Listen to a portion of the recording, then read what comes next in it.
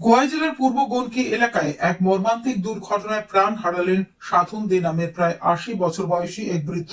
শুক্রবার দুপুর প্রায় ১২টা নাগাদ বাড়ি ফেরার পথে পূর্ব গনকি ভাট্টু সংলগ্ন একটি ব্রিজ থেকে নিচে পড়ে গুরুতর আহত হন তিনি। ঘটনাটি নজরে আসতে স্থানীয় বাসিন্দারা দ্রুত ছুটে আসেন এবং দমকল দপ্তরে খবর দেওয়া হয়। খবর পেয়ে দমকল কর্মীরা ঘটনাস্থলে পৌঁছে গুরুতর আহত অবস্থায় সাধন দেকে উদ্ধার করে দ্রুত খোয়াই জেলা হাসপাতালে নিয়ে যান। তবে হাসপাতালে নিয়ে যাওয়ার পর চিকিৎসকরা অনেকেই চেষ্টা করেও তাকে বাঁচাতে পারেননি। কর্তব্যরত চিকিৎসক শেষ পর্যন্ত তাকে মৃত বলে ঘোষণা করেন। এই ঘটনাকে কেন্দ্র করে এলাকায় নেমে এসেছে গভীর শোকের ছায়া। মৃতের পরিবারে নেমে এসেছে কান্নার রোল। একই সঙ্গে ক্ষোভে ফেটে পড়ছেন স্থানীয় বাসিন্দারা। তাদের অভিযোগ, দীর্ঘদিন ধরেই ওই ব্রিজটি বেহাল অবস্থায় পড়ে রয়েছে, অথচ সংস্কারের কোনো উদ্যোগ নেই সংশ্লিষ্ট দপ্তরের।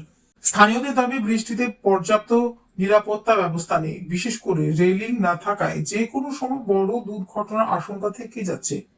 তাদের মতে, যদি ব্রিজে সুরক্ষা রেলিং থাকতো তাহলে হয়তো এই দুর্ঘটনা এড়ানো যেত এবং একটি প্রাণ বাঁচানো সম্ভব হতো।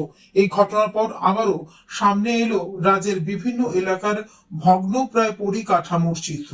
এখন প্রশ্ন উঠছে, আর কত প্রাণহানির পর জাগবে প্রশাসন?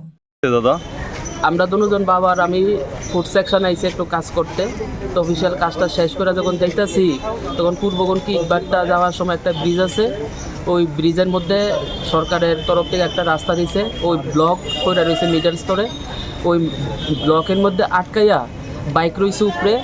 আমরা দুজন ওই ব্রিজের নিচে পড়ে গেছি, প্রায় 20 ফুট নিচে পড়ছে, মাত্রই বাবা সেন্সলেস হয়ে গেছে। কোন জায়গাতে ঘটনা রয়েছে? এটা পূর্বগনকি ইটবাট্টা। তোমার নাম? আমার নাম সঞ্জিত চন্দ্র দে। বাবার নাম? বাবার নাম সাধন চন্দ্র দে। যে আহত হয়েছে তার নাম কি? সাধন চন্দ্র দে। তাই নাকি জীবিত আছে নাকি? না না, বাবা শেষ, বাবার প্রাণ নাই। Bureau report, news update Tripura.